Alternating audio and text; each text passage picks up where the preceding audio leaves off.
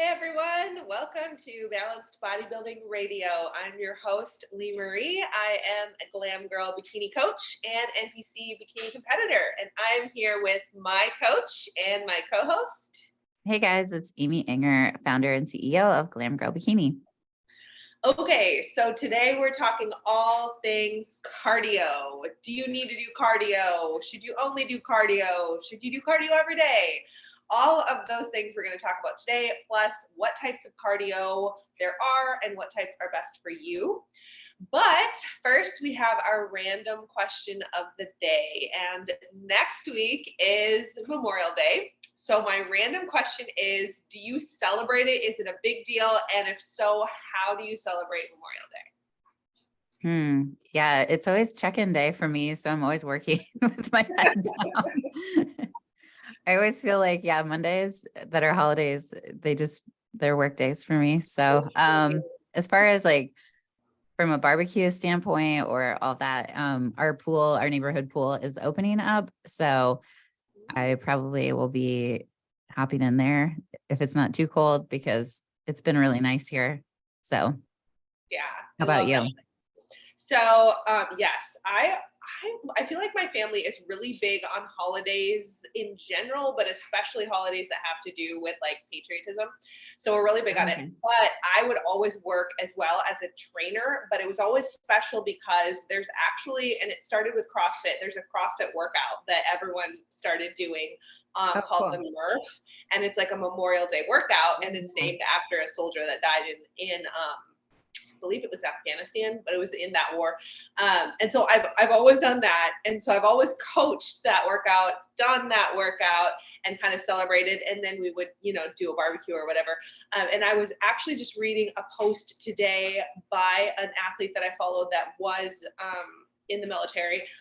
And it was a really great post about how people are talking about should you post about your barbecues and your fun stuff on like Memorial Day, or should it be more serious? And he was like, absolutely, post about your barbecues, post about getting together with family, having fun. That's what this is all about. And freedom, of course it's not free, people sacrifice their lives for this, but this is what we fought for, was so that you can enjoy and like live your life and have joy and have fun and have the freedom to be with your family. So I just thought that was a really cool perspective. That's very cool.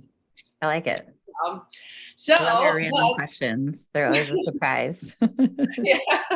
I don't let her know about these questions. Oh, if you have a question that you want us to answer too, you're just wondering something random about us, or if you have like a fitness, health, weight loss related question, please feel free to message us on Instagram at Balanced Bodybuilding Radio, or if you're watching on YouTube, go ahead and leave a comment for us on YouTube. And if you have any topics that you would really like to hear us discuss, please send those our way. We will definitely consider those. So we are diving into the topic of cardio, and I wanted to first address, should we all be doing cardio? And the American Heart Association recommends for everyone, or the average person, to get at least 150 minutes per week of moderate intensity aerobic activity, or 75 minutes per week of vigorous aerobic activity, or a combination of both. And they say preferably spread this throughout the week. So that would be like an example of like 30 minutes a day for 5 days a week of like moderate activity. So like a walk, bike ride, something like that, or 15 minutes a day for 5 days of intense activity. So something that really gets your heart rate up and gets you sweating. And this is just what they recommend for heart health, for, basic health, getting your body moving. So I think that is the general recommendation across the board from the American Heart Association. What would you say for like lifestyle or improvement season generally? Yeah, I mean, cardio. Yeah, I think if you look at it from like a steps perspective, I think anywhere between like 8 to 10,000, it's like, around 3 miles for most people of just like light walking. I feel like anyone can walk. But yeah, I think for like, if you're including the weights and things like that, it also helps other things like bone density. But yeah, absolutely. I think their recommendation is great in terms of preventing cardiovascular disease. Absolutely. Love it. And I think one misconception that is out there is using, like, if I want to lose weight, I'm going to do cardio versus weights. And I think that's a little bit of a misconception. I mean, it's activity overall plus calorie deficit, right? So it's all about your nutrition. But um, cardio might help you drop weight. Weights is going to help you shape a nice physique. So they work hand Mhm. in hand. Both important. But one specific thing about cardio is it's really good for your heart health, your, cardiorespiratory health, things like that. So think of cardio as a health, like a health marker, something to improve your health. So it's not bad. Sometimes I think it gets a bad rap, like just doing hours and hours on like an elliptical or a stairmaster or something like that. You don't have to do that, but activity is really, really good. And so that leads into one of the first questions I have is, can you out cardio or out train a bad diet? Like, can you use cardio alone for fat loss? Yeah, I mean, I think that anytime you use cardio to like punish yourself, in my opinion, it's almost like binging. Mm, I'll hear competitors say like, oh, I had a donut, so I better go and do like an hour of cardio. Or, I like binged on my diet, so I'm gonna like purge basically. It's definitely can be something that is not healthy. And you can't overcorrect. And I think right. that luckily there's a lot of coaches in the space that do not do this, us included, but there are some coaches unfortunately out there that will like punish basically their clients if they had like a bad check-in or they had a bad binge, and they'll be like, okay, you have to do extra cardio this week. I don't think that that's the right mentality when it comes to that. And then just in general, I think at the end of the day, it's all about the caloric deficit, right? So if the person, you can basically essentially you can out train your diet if at the end of the day there's a caloric deficit. So if you're doing so much movement that it's putting you in a deficit from what you're eating, then that's another story. So Mhm. I think a lot of people think that like just because they're working out and they're not paying attention to their nutrition that they're going to lose weight organically, but it doesn't really work out that way. And sometimes it makes you more hungry, like you said, and they end up eating more. Yeah. Yeah, I think I have definitely known people that they said, I literally, like, I run so I can eat whatever I want. Or, Yeah. do my cardio so that I can eat whatever I want. And if that works for you, great. Most people, I mean, it really just It depends on doesn't. your style, your habits, how much you actually eat. Yep. But it doesn't always Exactly. equate. Yes. Yeah. When I trained for marathons, I actually gained a bunch of weight because I would crave so much carbs and I'd be Mhm. so just ravenous after these long runs and then it was also deteriorating my muscle, which we can talk about that. But muscle is such a metabolic tissue. So, a pound of muscle versus a pound of fat takes about 50 to 60 calories just to like extra to burn at rest. So you're not even doing anything and you're burning more Right. calories when you have muscle. So when you're breaking them down with cardio, it can be kind of a like, you're kind of just like banging your head against the wall trying to do things the wrong way, I guess. So, Well, and also your body adapts with cardio. And so mhm. as your fitness increases, it actually works against you if you're Yeah. trying to lose weight. So, like when you were training for a marathon, as your body got more and more conditioned, it gets easier and easier to put in those miles, right? And so, in Yep. order to burn more calories or stretch your body's limits or increase your fitness, you have to run longer or you have to run faster, and it just takes so Hmm. much time. I remember when I was doing specifically just running for fitness. I mean, as I got better and better or more fit, you just had to keep increasing your time and increasing your time. It took so much time. And then if you're losing muscle at the same time, your metabolism is adapting. So you're actually going to become more efficient, which is not what you really want when you're trying to lose weight. So you're going to have to keep running longer and eating less to get the same results versus when you're training. I think it's very easy to, you could work out for 45 minutes every day and still make progress because you can switch up the movements you do. You can increase the difficulty, increase the weights. And as you build muscle, you're actually increasing your body's like need for calories or the calorie burning mechanisms. So I just think that's a really interesting point to make as well.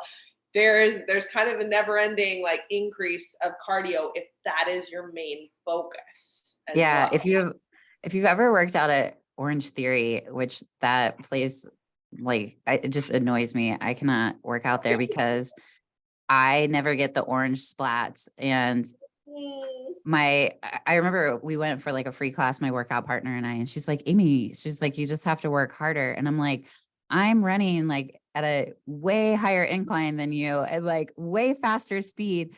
And you keep getting these splats because like people that aren't like that don't do cardio, it's really easy to score really high, and I'm super competitive. So they'd get all the orange splats, like a million more than me. And it was so frustrating because I couldn't get my heart rate up. Yeah, So it's anyway. because your level of fitness is higher.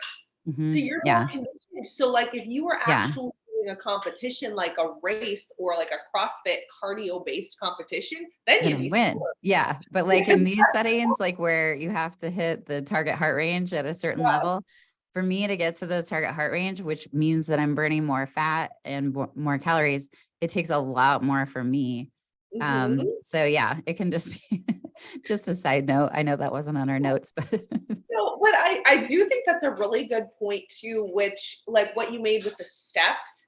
Steps is such an easy goal to get, and you get all the benefits of like, your cardiovascular health, your heart health, just moving your body and using your body. You get all those benefits. Plus, you do burn calories. The more active you are throughout the day, you do burn calories doing that. And so, like, we all have the friend, like, I feel like we all have the friend that just never gains any weight, but usually they're also the friend that never sits still.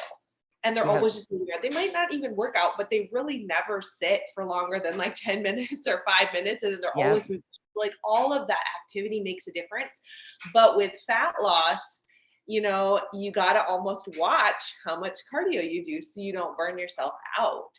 And so Yeah. I think that unless you have more, Oh, do you have I was more? just going to say, I mean, you put yourself susceptible to injury too, as well, when you're Yeah. doing that much. Yeah. So, So I yep. think we kind of touched on this already, but the next kind of question I had was if someone were to say, because I have gotten this question before, if I have a limited time to work out, what should I do? What's more beneficial? Should I do cardio or weight training?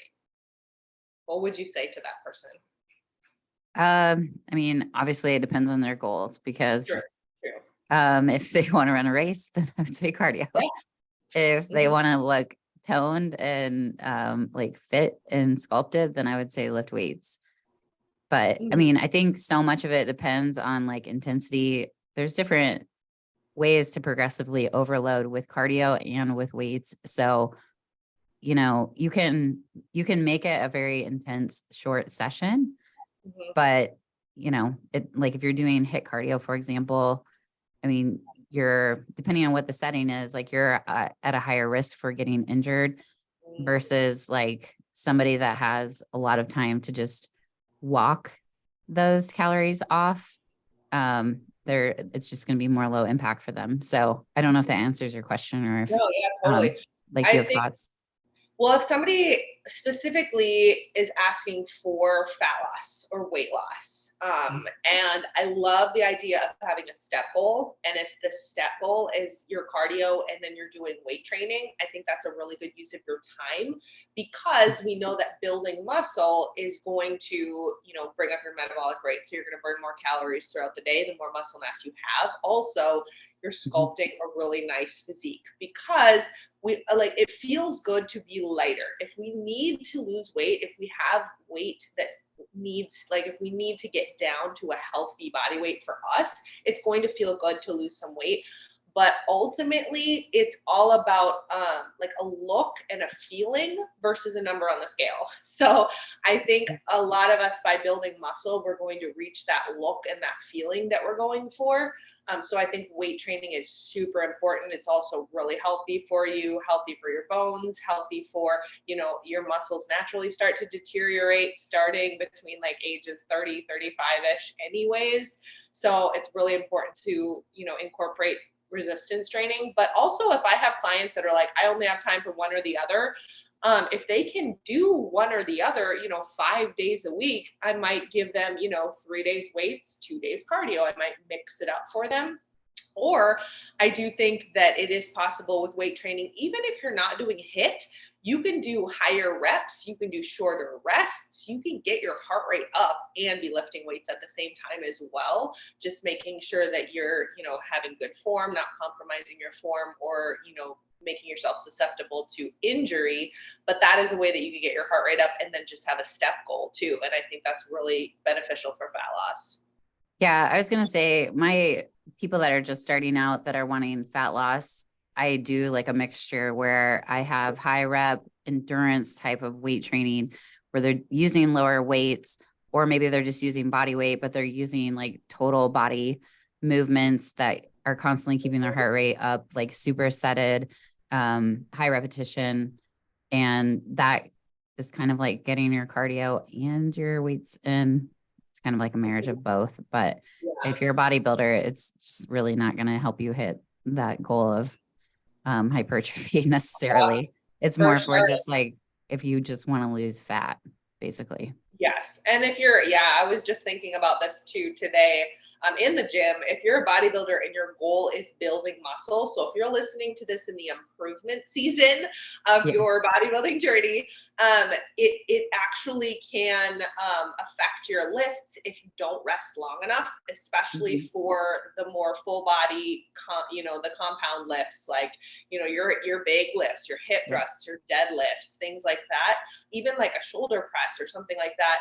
You really want to give your body time to recover. I watch my heart rate on my watch. I'll watch my BPM. And for me, I know that if I'm doing a big heavy lift, I need to let my heart rate get under 100 BPM. Now that's probably different for other people, but if I can rest until it gets under 100, sometimes I'll just do laps around the gym and get more steps in, but I'll let that heart rate come down before I do my next set so that I know that it's not going to be my lungs that fatigue faster than my muscle. So that's really important to make if you're in improvement season.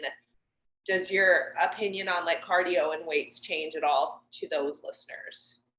Yeah, I mean, momentary muscular fatigue is like a real thing, right? So if you're a performance athlete in terms of like you're trying to build strength or power, then you're going to have to take really long rest periods. Like if you're a power lifter, you're going to have to take like 90 minutes to maybe like a couple minutes, or I'm sorry, not 90 minutes, 90 seconds is what I meant to say. That would be really weird. Just take 90 minutes between each lift. Anyways, for a hypertrophy goal, you're going to want a shorter amount of time.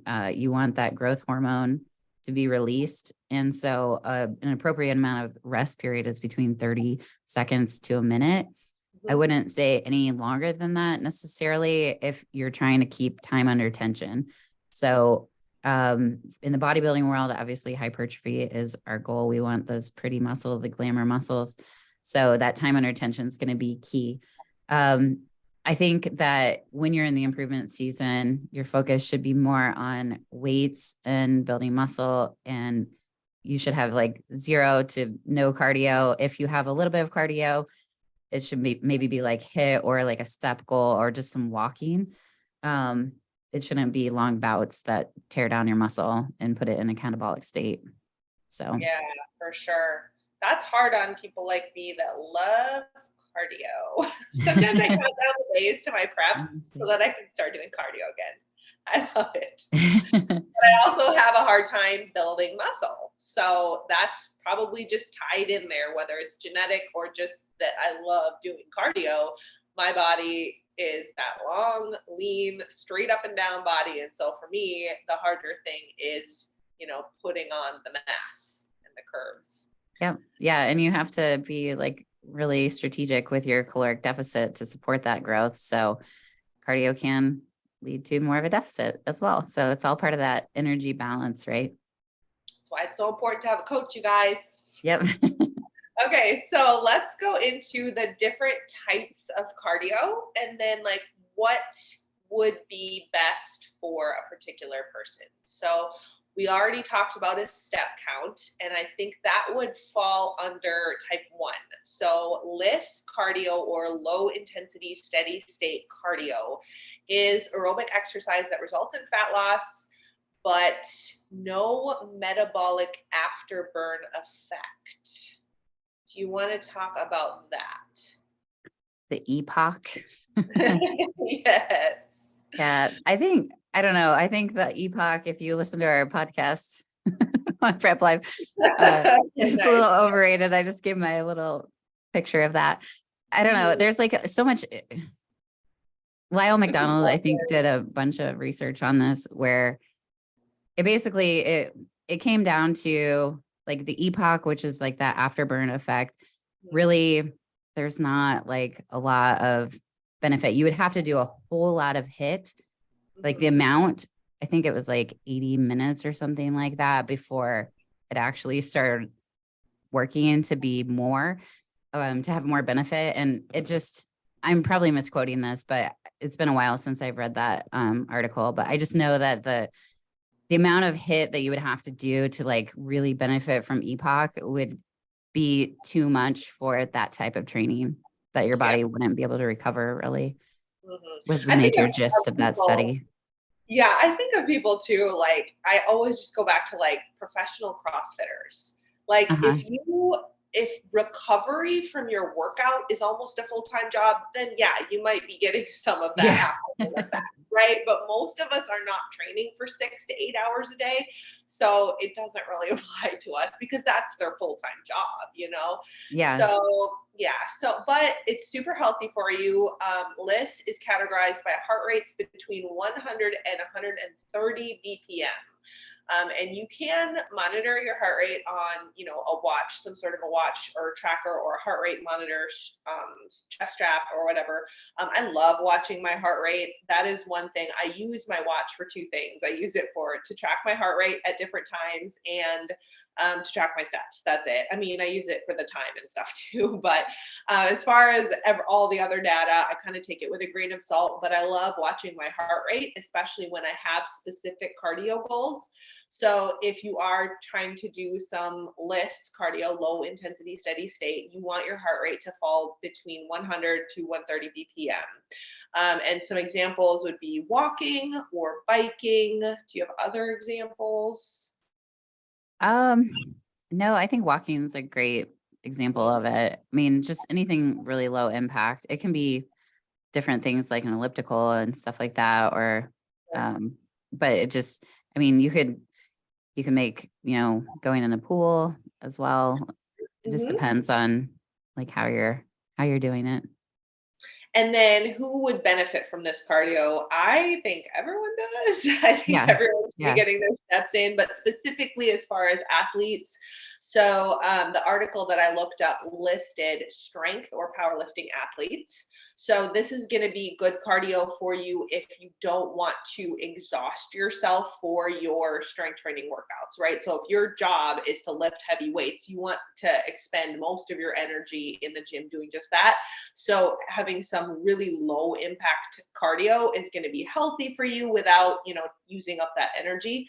And then it says individuals that need to create a calorie deficit, those that work sedentary jobs, so that sit all day, like online coaches, the older population. So, yeah, really, really good if you can't, physically do more intense workouts, Hmm. really great. And then overweight individuals or those that benefit from cardio for stress reasons. So, relieving stress by just going for a walk, especially if it's Hmm. outside, it could benefit those people. Yeah. People with cortisol dysregulation too, like people that can't, tax their CNS very much. Like if they have adrenal issues and things, or problems like that, this is a great way for them to still get the movement that's required to prevent cardiovascular disease. I think of people like my mom who has a bad back. She can't really do many activities, but walking is so great for her. So, Yeah. Yep. Move it or lose it. So keep moving it. yeah. Okay, so type 2 is moderate intensity steady state. And this includes any physical activity that produces a heart rate ranging from 140 to 160 beats per minute. So this could include jogging, using the elliptical, using the Stairmaster, maybe even a fast-paced walk at a high incline on a treadmill, something like Mhm. that. This is unfortunately my favorite type of cardio. I love me some moderate intensity steady state. I could do the Stairmaster forever, like for days. I love it. I also love jogging. I call it running, but really at my pace, it's kind of more jogging. I love anything endurance based, which is not the ideal cardio for the sport that I'm in. But fortunately, I Right. also love weightlifting. So that's good. But it can benefit individuals looking to boost endurance. So if you want to do like 5K races or triathlons, or you just want to get fit and be in shape, have like really good endurance, you could be competing in a race or something like that, or also individuals that want to reduce stress. So I do love to go out for a good run to reduce stress. Not right now because it doesn't support my goals.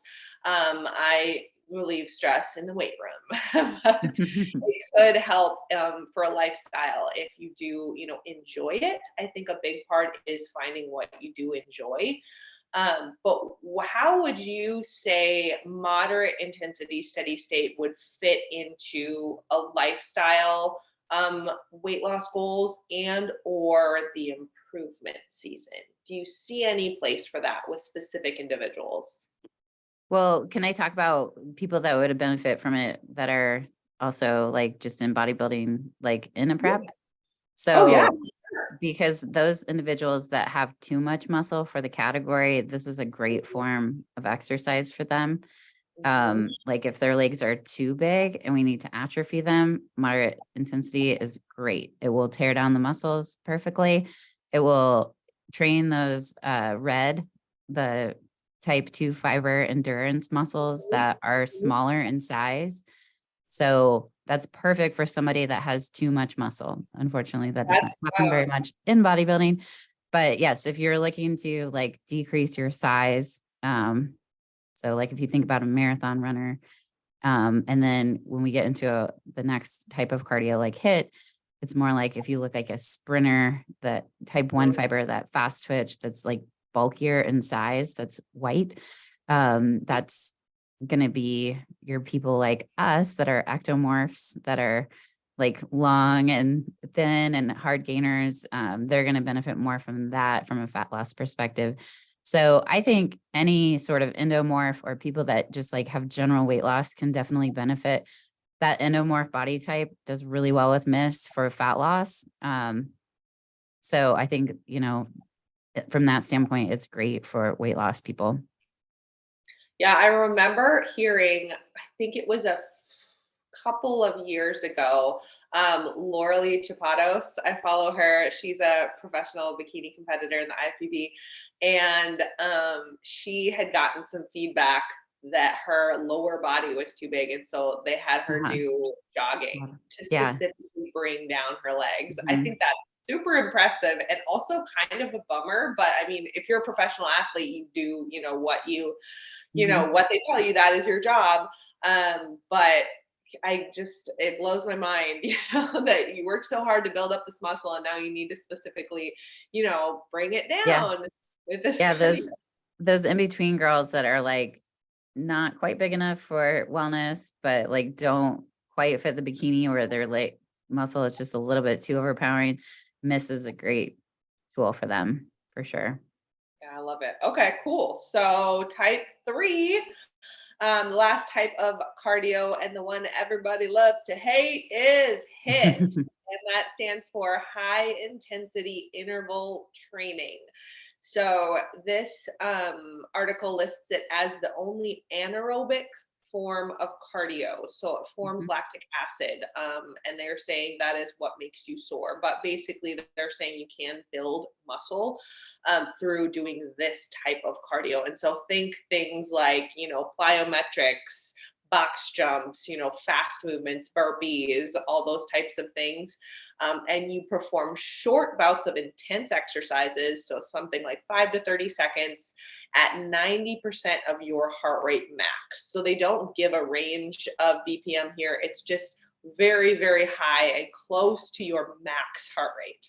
And then you follow that with a short rest while you kind of recover down to, you don't come all the way down to like a resting heart rate because you do keep your heart rate up, but you want to take a short rest, bring it down a little bit, and then you spike it up again. And that's what is the high intensity intervals. So benefits of HIIT include increased metabolic rate, and they're saying the for 24 to 48 hours. So they're talking about that after burn again. But increase in muscle size, you are working your muscles. It's a little bit of, that fast twitch muscle, the explosive jumps and things like that. Increase strength, increase power. And then examples would be like sprinting, battle ropes, doing bike sprints. I've done sprints on the Stairmaster. Fell in love with those. Those are so fun. I also just love running sprints, anything that can get me running. But then also like circuit training. So, having maybe 4 or 5 exercises that you do in a row for a certain amount of time or reps, rest in between, things like that. You can also get a good HIIT workout in a short amount of time, which is also really handy, Mhm. but it is exhausting. So, thoughts on HIIT and who would benefit most from this? Yeah, so this is one that you can't do fasted. I don't think we mentioned for a list and miss. Definitely you can do it fasted without food on your stomach, but I would say HIIT, you need to be fed because it's an anaerobic exercise, and that would be important to not do fasted, and so it's properly fueled for recovery purposes as well. And then um, if you are in a very severe caloric deficit, so aka if you are really close to your competition and contest prep, I pull out all HIIT like closer to the show, just because our fat, is kind of like a insulator and a padding for our body. And when our body fat's really low, we have a tendency to, it can lead to more injury for HIIT, but also it's a little bit more uncomfortable when you are in a severe deficit. So I think that you have to be like near maintenance calories or surplus to kind of feel comfortable doing HIIT in a way. And then, yeah, like I just mentioned before, just ectomorphs, mesomorphs can benefit from it too. I don't really program this for endomorphs as much, just because they're they're not going to be spending as much time. They're going to be, taking those breaks, and for them, like they just need to get down their overall size. So Mm, I don't know if I guess I didn't really explain what those body types are, but basically ectomorph is like someone that's skinny, can't gain muscle very easily. A mesomorph is somebody that looks like a bodybuilder. They have natural genetic structure of muscle. And then an endomorph is somebody that has really high body fat and hard time losing weight. So they So would benefit, an endomorph would benefit from maybe the list or the miss miss. because they can Mhm. do it for longer periods of time and Yeah, recover. and just they benefit more from like being in that fat burning zone at a Right. moderate intensity, whereas this one is more conducive to building muscle and preserving muscle tissue.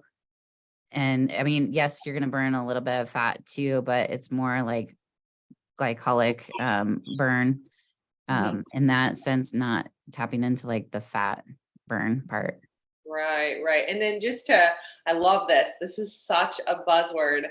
The fat burning zone, or a buzz phrase. Yeah. I heard so much about that. I used to coach HIIT workouts. So Uh-huh. like Orange Theory. I used to be like an Orange Theory Sure, coach, right? sure. So for several years. But then I would get clients that would come in, they would be like, I read this thing or whatever, where this heart rate is best for the fat burning zone. Should I try to lower my heart rate? And, our whole goal is to get high heart rates, right? So that fat burning zone, I just want to say that's not the only way to lose fat. So if you're doing HIIT cardio and you think, well, this is not going to let me lose weight, like building muscle also helps you lose fat, just to make Yeah. that as well. Yeah. I'm glad you clarified on that. I mean, at the end of the day, it's all about your caloric deficit. So it's just, for lack of a better term, I guess I use that, but What you're using for fuel during that cardio. yeah, like if you're aerobic, you're utilizing oxygen. You can say, I always learned in school that you can say like the first line of the Star Spangled Banner without having to take a breath. You kind of know you're in that aerobic zone. So you're oxidizing fat like through the use, like you're able to still breathe and have oxygen. When you know you're anaerobic, you really can't like say, oh, say, can you see without sucking in wind? Like you are out of it if you're actually properly doing it correctly. Right. And so you're burning glucose versus that. But at the end of the day, it's all about a caloric deficit. So if you can do HIIT and have a deficit with your nutrition and you're having that movement from HIIT, I mean, obviously you're still going to lose fat. You're going to lose body fat, but it just depends on like what your goal is. It can be complicated, which is why you need a coach. It's all depends on the person and what's like right for programming when it comes to body I types love and that. things. I love when people, or any topic that has to do with fitness, you can pretty much, fitness, nutrition, you can pretty much answer it with, well, it depends. Yeah, It depends exactly. on your goals. It depends on your body type. It depends on what you enjoy, what you can adhere to.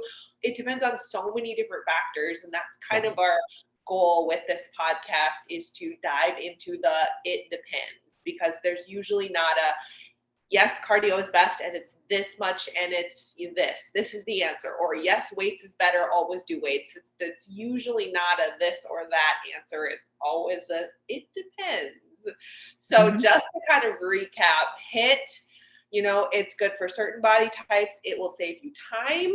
It will build muscle. So if you are trying to build muscle, or if that's the phase you're in and you don't want to lose muscle, you don't have a lot of time, you are not prone to injury, you're young, or healthy, strong, you can handle it, go for the HIIT. Miss, moderate, steady state, if you have a little bit more time, if you have a lot of weight to lose, do something like that. And then LISS, always do that. Everyone should pretty much be doing some of that, just general activity. Get outside, go for a walk, count your steps, things like that. General public, the older population, definitely, if you are prone to injury, or you have a bad back or something like that, that could be really helpful. Or if you really need to conserve your energy, but you still want to get in some activity throughout the day, go for that LISS. And I just had one last question too, because you mentioned it. So for LISS and MISS, we already said no fasted cardio for HIIT, but for the type 1 and type 2, just because I know someone's probably going to ask this question, is it beneficial to do cardio fasted, or doesn't it matter? Yeah, the research kind of just says like for one, you're burning more fat, and then for the other, you're burning more glucose. But at the end of the day, like they both end up evening out for the rest of the day. So you're basically like you're burning the same amount. So there's really not a benefit. For me personally, I like to do it before I eat just to kind of get it out of the way. And then I don't have to spend like a ton of time at the gym. I can do my fasted cardio, eat my breakfast, go to the gym, lift, and then I don't have to stay after to like do my cardio after it. But I think a lot of that just is based on personal preference and like lifestyle. And, some people get like an upset stomach if they do Sure. cardio after they eat or whatever. So, Yeah. Same with something like HIIT too. So don't do it fasted, but if you do get an upset stomach, make sure you eat with enough time to give your body to start, digesting that Digestion. food. Because you Yeah, want the fuel, but you don't want it sitting in your stomach. So definitely. so basically, whatever is convenient for you, if you want to do it fasted, or if it doesn't work to do it fasted, that's great. I think if you are able to separate it, that's fine. But if you're doing it at the same time as you're lifting weights, probably do the weights first, use up most of your really good energy to lift those weights, and then do your lifts or your miss cardio at the end of your workout, unless you're doing just like a quick warm up or something like that. But that's all I had on cardio. Did you have anything else to add? No, I have ordered the merch, and so I have tank tops with a white logo for Glam Girl. And so those of you that have already sent your reviews, we appreciate it. And I've gotten some of the addresses and sizes, but I know that there's been a couple that we didn't know who had left the reviews. So if you are a person that has left a rating or review, please DM us with your address and the size that you want, small, medium, or large of your tank top.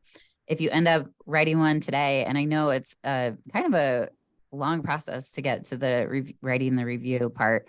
They don't make it particularly easy on Apple Podcasts, but if you do that, please let us know. Take a screenshot, tag us on your story, send us a message like, hey, this is my address, this is my size, I left you this review. We sure appreciate that. And then I think we just want to say one more thing about the challenge. I know we've talked about it quite a bit, but next Tuesday is the last day that you can sign up. So if you want your very own 90-day summer challenge here, you should join the Glam and Grit Challenge. Leemarie, do you want to talk a little bit about that before we hop off? Yeah, absolutely. So if you've been listening to this podcast, or if you're new and you still have more questions and you hear us saying, well, it depends on this, it depends on that, what can be really, really helpful is to work with a coach that can get to know you and your specific goals, your lifestyle, your tendencies, what you like, what you don't like, and cater and build a program according to you that will work for you and your lifestyles. And so part of this challenge is you have daily tasks that you do every day. But the great part about this challenge is, yes, you have to work out every day, but your coach is going to tailor your workout to you and what you can do, what is doable for you. So we have this challenge. It is 6 daily tasks. You're going to do a workout. You're going to do an outdoor activity. You're going to drink a gallon of water. You're going to follow nutrition plan. So we'll give you macros. We'll give you ideas of what to eat. You're going to read a book, read a nonfiction book every day, read 10 pages, improve your mind. You're going to have an accountability check-in every single day. And then your coach is going to check in with you and update your program throughout this transformation. So we do have prizes for this transformation, but I'm going to say right now, no matter if you win, if you place, of course, you want to go in it with the object to win, but you're going to win anyways, because you're going to reach towards your goals and make progress towards your goals that you might not otherwise have. And you're going to have a ton of support from your coach, from all the Glam Girl coaches, and from the community doing it. So if you want to apply, you can go to the link in the description of this podcast, or you can go to glamgirlbikini.com. It's on the homepage there. There's a link. It's under the Glam and Grit Challenge. You have a week to sign up. So sign up. If you want to send us any questions you have, you can DM us on the @Balanced Bodybuilding Radio Instagram, or @Glam Girl Bikini. Tell your friends, get a group of girls, get your guy friends.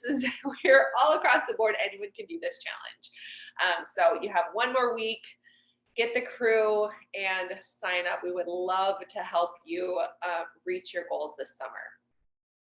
Yeah. So thank you so much for listening, everyone. Don't forget, follow us on Instagram. If you're watching on YouTube, leave us a comment and let us know what kind of cardio you love to do or hate to do. And if you want any other topics from us. And until next week, thank you so much for listening. Thanks for listening, guys.